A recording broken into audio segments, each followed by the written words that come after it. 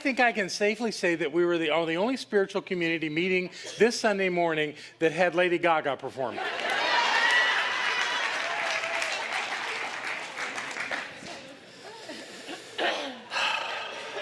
Yesterday was Veterans Day.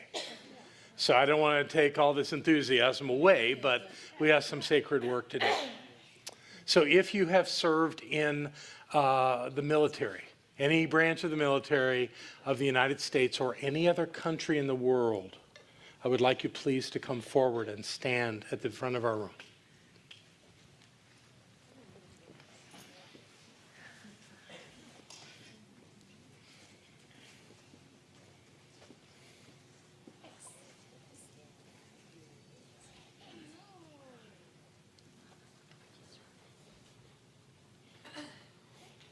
Always a few fresh faces in this group. So I am not a veteran, but I have great and deep and abiding respect for all of you, for your service to a better world. I am grateful for your courage, for your persistence, for your willingness to do what it took to serve this country in this way. I call you warriors, not because you choose war, but because you want and choose to live in a world of peace.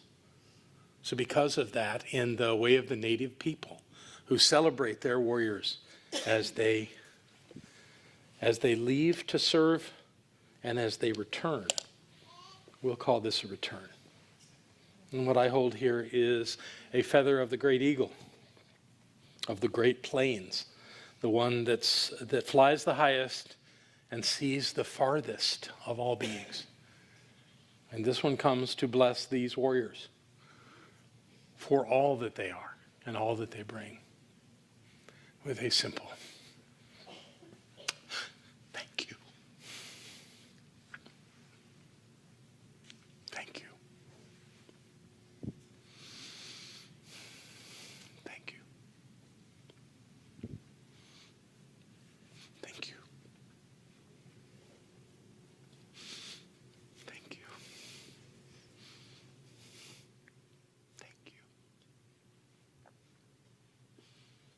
Thank you. Thank you. Thank you.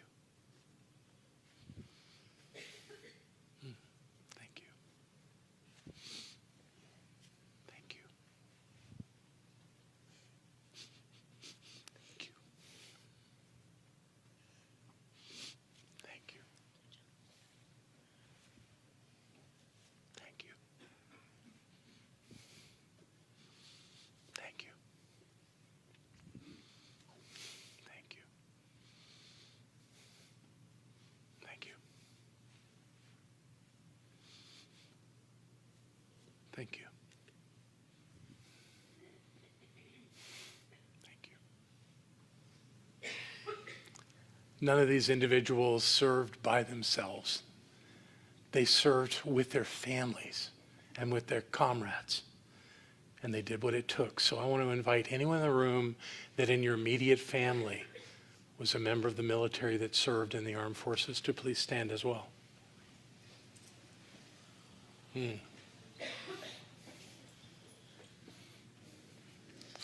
We pretty much all are in this together, aren't we?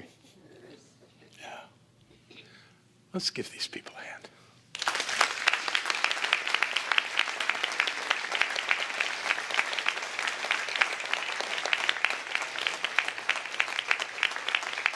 Yeah.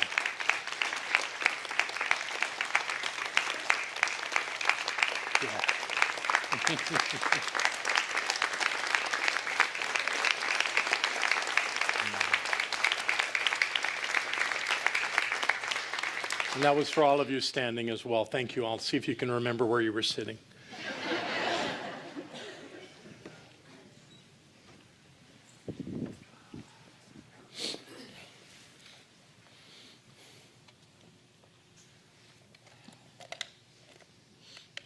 Thank you.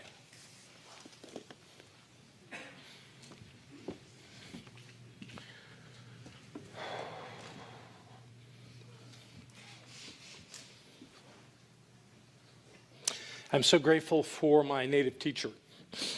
who reframed a lot of things for me. That was one of them. The understanding that a warrior is not about war. To understand that archetype of the warrior is about having something more important than your own life that you seek to establish in the world. Something good, something meaningful. And I'm not saying that everybody that went into the armed forces went there with some idyllic image of the world. Some did it because it just seemed like the logical next step. But it doesn't really matter. What's important is that we recognize that when someone takes that step, they're basically saying, I'm putting my life on the line. That there's likely going to be some time where my life will be uncertain because I'm choosing this service. The thing that always comes to mind around that was the attack on Pearl Harbor, and how many nurses and mechanics and others died in that attack. They were in the service, but they didn't think that they were going to be in battle, and yet they were. And how many other times has that happened? It's quite amazing. Now here's something that, you might think this is perfectly logical. There are some people that are offended by us doing that here. I've had people approach me and say that they just don't like that. I've received letters that they don't like that we do that. That we're somehow romanticizing war, but we're not. We're not even close to that. I mean, obviously, we're not a fully developed species. We're still on the path of evolving to find out who we are and how this works. But I believe there's some element of seeking peace in the heart of everyone in this life. Everyone is looking for some level of peace in their lives. So we're going to talk today about praying peace, about bringing that idea of peace more fully into our lives. How do we do that? Because we live in a world that looks pretty violent. If you happen to watch television or any other news source, radio or anything else, it looks pretty violent. And there are people that have fear around that. I mean, we hear about these heinous acts that are caused most recently in Texas, in Las Vegas, and in hundreds of other places. And it takes something from us when we hear of those acts. But I want to balance that for you, because there's other information that you deserve to have, and I want you to have.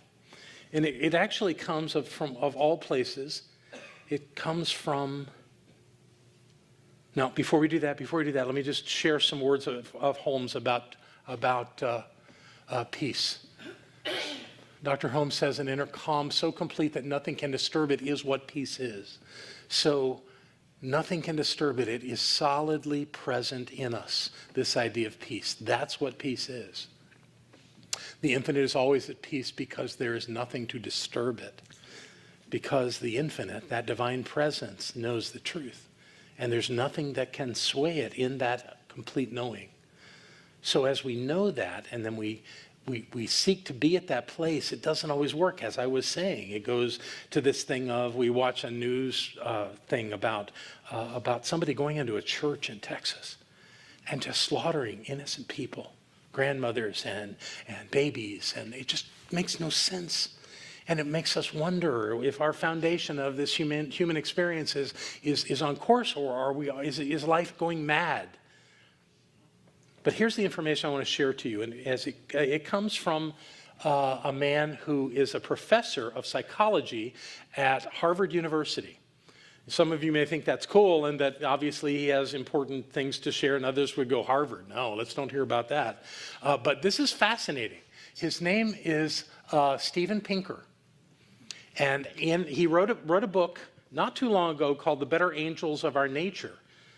And actually, he is the author of that book, but this quote that I want you to share with you here in a moment comes from an interview that he did just a couple of months ago in the midst of things going on in the world. So let's read this together. I've studied homicide rates, war statistics, acts of genocide, and even terrorism. And in all cases, the long-term historical trend though there are ups and downs and wiggles and spikes, is absolutely downward. The rate of violent crime in the United States has fallen by more than half in just a decade. The rate of death in war fell by a factor of 100 over a span of 25 years. That's contrary to everything we hear in the news. We are actually maturing as a species. We're becoming more peaceful simply because we continue to live together on this planet. There has not been any major events that has caused us to suddenly become peaceful. It's just the natural progression and evolution of the human experience. We are. And anyone in the room who struggles with this idea of angst and upset and confusion and anger, think about it. You really don't do that all the time. Even when that's something that you're working on in your life, I certainly work on it in mine, the times that I get anxious and become unbearable to be with, Barbara can attest to this, is when we're about to have an event here at this center, like dinner last Friday night. But I want you to know, as much as what Pinker says is true, it's true in my life. I had less angst this time than I have had. That doesn't mean that I didn't have some. I did. But frankly, everything worked out, and I actually got in the hot tub before we had that dinner. So things are evolving even in my life. Hallelujah. Yes, it's true. We are evolving. We are shifting. Still, we all have that place in us that wants more peace. Or we watch these television newscasts and we want more peace. We see how ridiculous, how stupid, and how unnecessary these acts are. You know, and in the case of the Sutherland Creek? Springs, that's it. Well, we want to blame the Air Force because they didn't report the guy and make sure they couldn't buy a gun. We do have systems to do this. And there will always probably be some people who are not stable, who are not able to work and function in a culture, a society like ours, where there's so much freedom to move around and do what we do. Okay, and that's very sad that those things happen, but that is not the norm. Actually, those acts are the anomaly. The truth is that our nature is to be peaceful, and there's way more peace going on in the world than there is anything contrary to that. And we must live from that knowing and from that place so that we don't struggle so much with this idea that the world is going to hell in a handbasket, because it's not. It's not. We're living in a more and more peaceful world. And as Steven Pinker has already discovered, this is a direction that we're moving, so that we'll continue to move in this direction, and it'll get better and better. Does that mean we won't hear these things on the news? The thing about the news is that we have gotten so sophisticated with our communications that something happens halfway around the world, and inside of 20 minutes, we all hear about it. So we're bombarded with this. And then until the next one happens, the news stays on that, tells you all about the person that did it, their background, what they did, and they research the thing silly, and they provide all of that information over and over and over again to where we think that's the norm. It is not. That is exactly not the norm. The norm is peace, because when 50 people are involved in an incident of that kind somewhere in the world, there's billions of us that are moving through our lives lovingly, peacefully. And we need to remember that and work from that place and live from that place so that we know that that's the truth about who we are. Mother Teresa had something interesting to say about peace. If we have no peace, we have forgotten that we belong to one another. And that was a Catholic saying that. Isn't that lovely? God bless her. She was a mystic. And it's true. And we believe that in our teaching, that there really is only one of us. We have different bodies, we have different thoughts, we have different personalities. But the truth is the essence of who we are is all one. And that we do belong to one another. And anytime somebody is feeling any of those things that are contrary to peace is because they've forgotten who they are. And our job is to remember who we are, first and foremost, to remember who we are, so that as we move through life, we can demonstrate that peace so that more and more people can experience it.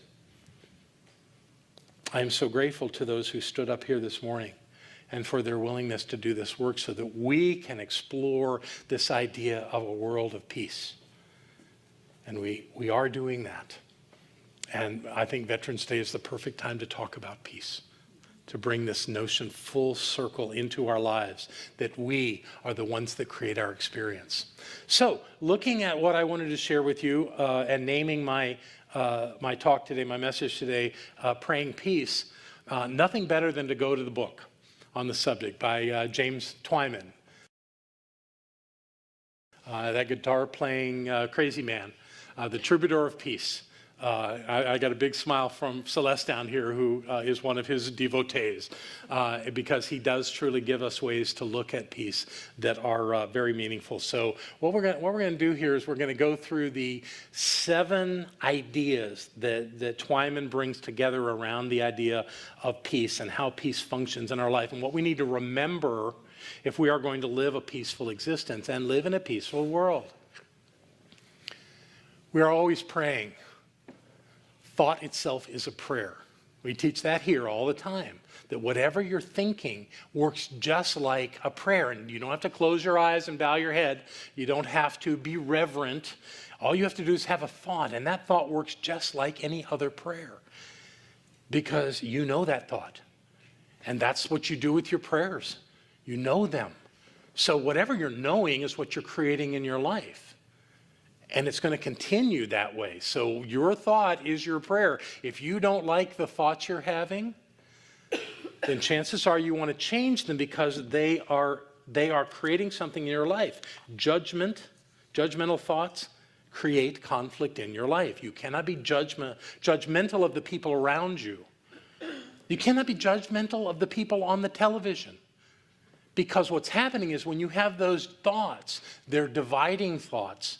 And they create a chasm between you and what you want. And they work like a magnet. Your thoughts are like a magnet. You draw to you everything that you're thinking about. Even if you're pointing way over there and saying, that's the problem over there, that's not where you're creating that thing. You're creating it at the point of view. So it's going to keep showing up in your life. And it may or may not look like that thing that you're pointing to over there. It may come up from behind and get you. So, but trust me, whatever it is, you're creating it. There's no one else that is creating your life but you. And no one creating my life but me. So if there's something out there that you think you have to be judgmental about, you have to make wrong, be very careful. Because it's not doing a thing to that. Not touching that. All it's doing it to is you. And I'm doing it to me.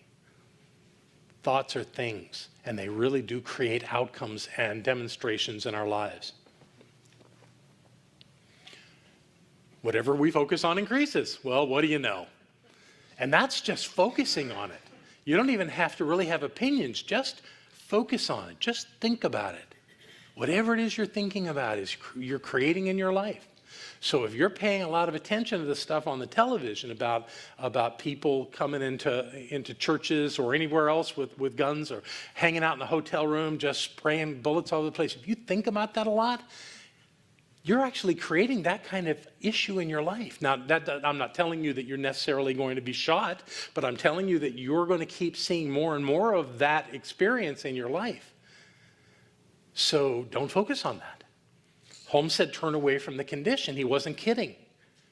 He wants us to focus on what serves us, what fills our life with joy and meaning. That's where we get something that's valuable. That's where our lives get better. And frankly, I want to say that most of you in this room that I know personally, that's what you're doing. You're focusing on things that make your life better, because you keep telling Barbara and me that your life's getting better. So I know that that's what you're doing. Now, and if you're in the room and you're going, well, no, I've got some real issues in my life. I've got some real hard spots in my life. Let go of those things. I'm not telling you to deny them. I'm not telling you to act like they're not real. If you have financial things going on in your life, I'm not telling you just to not pay your bills and don't worry about it. I'm telling you to focus on the solution, the way you want your life to be, how you want your life to flow. Focus on those things, not on the things that aren't working, because they will create the angst that will deny you the ability to be aware of peace. And I don't think you want that. I certainly don't want it in my life. I want peace in my life. And one way I find it is by focusing on things that create peaceful experiences in my life. To change the world, we must change our thoughts about the world. Yes. Right. This is so fundamental to this. Our tendency as human beings is to see some experience either live before our very eyes or on television or on the radio, whatever it is, and go, isn't that terrible? Well, okay, if you want it to be terrible, it's terrible. And if you want to think that that's how life works, then you are stuck with that. And I want you to know that most of the people on the planet are still doing that. You know, I have conversations with people outside of this community and our teaching that their life is hard because they believe that life is hard. They struggle because they believe life is about struggling. They suffer because they think that suffering is just part of life. Let's not do that. Let's remember that life is meant to be fun and interesting and engaging, and we're supposed to have love in our lives. Those kind of things bring those to us. But when we stay in that place of life's not working, we get stuck there. So we have to consciously say, no, that's not who I am. That's not what I'm doing. This is what I'm doing. The denial is great, but you don't stop there. You have to put something in its place. If you want to change, you have to choose what the change is. There is no just denying things are so and expecting something good to show up. You have to make it good.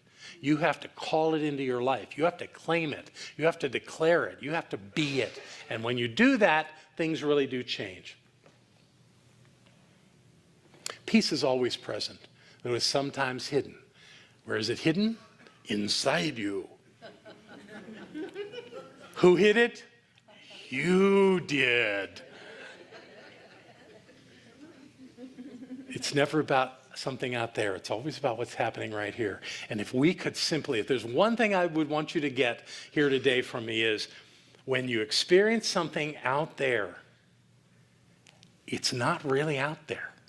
It's in here, not in your body. It's in your consciousness. It's in your thinking, and it's in your way of being in the world. That's where it is. I've seen it too many times where it looked awful. It was bloody. It was mean. It was awful. And then I thought something different, and it just went away. It just went away. How could that be? What am I, Superman? Yes, and so are you. You are that magnificent, creative being that can shift things on a dime. All you have to do is believe something different and not get caught up in being mesmerized by some awful problem. It's not real. All effect is created. And I'm not telling you that pain isn't real and an overdrawn bank account isn't real, but it's not real to the extent that it will always be that way. You can change it immediately. It's fluid. It's malleable. It changes. And it changes because you say so. That's what makes this happen. If we want to experience peace, we must find it in ourselves. Pretty easy to say. So, when you're experiencing a lack of peace, when you're feeling like there's no peace, you're looking out there, but really where are you feeling it? At the point of view, because that's where it's happening. It doesn't matter what's going on out there. I mean, I can be as reactive as anyone on the planet, and I know that you can too. However, at the moment of realizing this isn't working, something's not working, don't think it's going to change out there until you change it at the point of view. And I change it at the point of me. That's the only place it can change. You know, we can call somebody and tell them about it, but that's not going to change it. People that are looking for rescuers are really in trouble because no one can rescue us except ourselves. And we are all masters of our fate. Therefore, we're already experienced. We already know what to do. We may not think we know what to do. The answer, the solution may also be hiding, but we know it. And if we'll shut up and stop that babbling going on in our heads and just let it come, it will come. It wants to come. The solution wants to reveal itself to you. It's not like you can't have the answer. You have the answer already. But you got to slow down enough to get it. You got to breathe. You got to let it be okay that there really is a solution here. And when you do, something shifts. And sometimes it looks like even that's an outside thing because somebody called and offered assistance or you got something in the mail that really made a difference. It wasn't from the outside, it was you. I've seen people who had the solution show up and they were so into the problem, they couldn't see it. They just didn't notice. Oh, what? Or I've had them glaze over. You know, I've been, when I was kind of new in metaphysics, I remember the one person in particular, I will not do names. They're not in the room, but it doesn't matter. There's no need to do that. But I was explaining what their struggle was about, because I could see it so clearly. It wasn't my struggle. And I just, there it is. Let me tell you about it. It was like deer in the headlights. He went somewhere. He wasn't there to hear it. It wasn't time to hear it. He wasn't hearing it. So he was going to stay with the problem. And there would be no peace while that was going on. Only struggle, only angst. We have the ability to experience peace at any moment. It's wonderful. And what we can do is create a mantra. We can create a mantra. And you don't need a fancy one. You don't need a lot of words. It could be as simple as, I am peace. You know, it looks like the world around me is falling apart. I am peace. Try that with me, will you say that? I am peace. Do it again. I am peace. One more time. I am peace. That wasn't hard. We can do that. And if that means something to you, it has to mean something. You can't just say words. It has to mean something. If you believe in that moment that you are peace, you will see an immediate shift. Maybe not out there. Maybe conditions haven't changed out here yet. But the shift will happen within you. It'll happen in your emotional body. Wait a minute.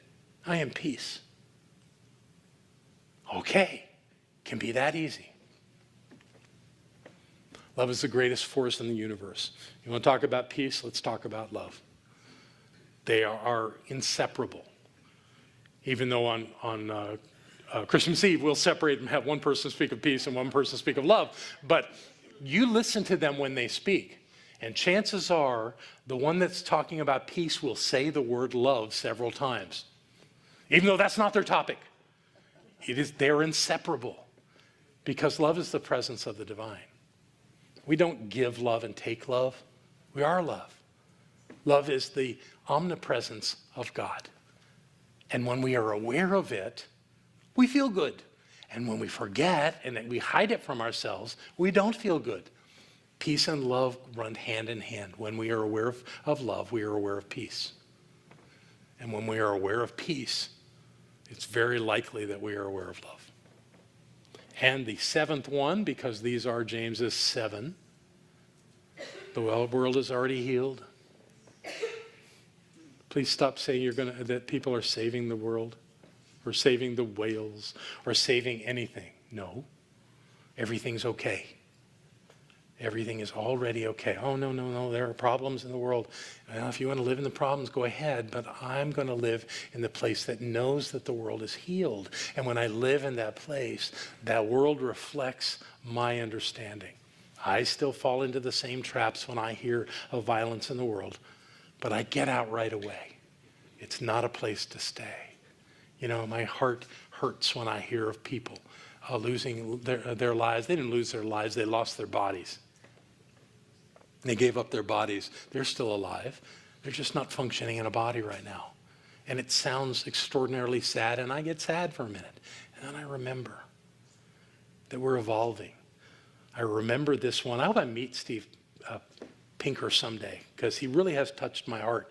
I've been reading his stuff for years, that there really is less violence in the world, that we are moving into a more peaceful expression of life. And we're like, at 99%. We're still focusing on that 1%, but 99% of what we do and what we see is peaceful. And if we focus on that 99%, we'll get that 1% more as well, because the world is already healed. One more thing to share.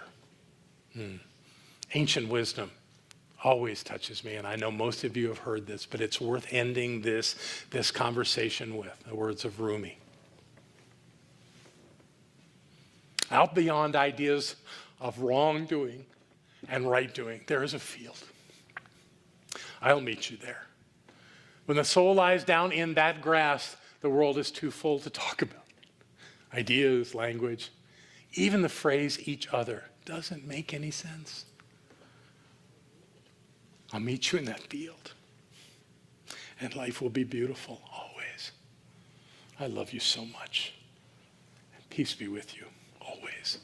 Thank you.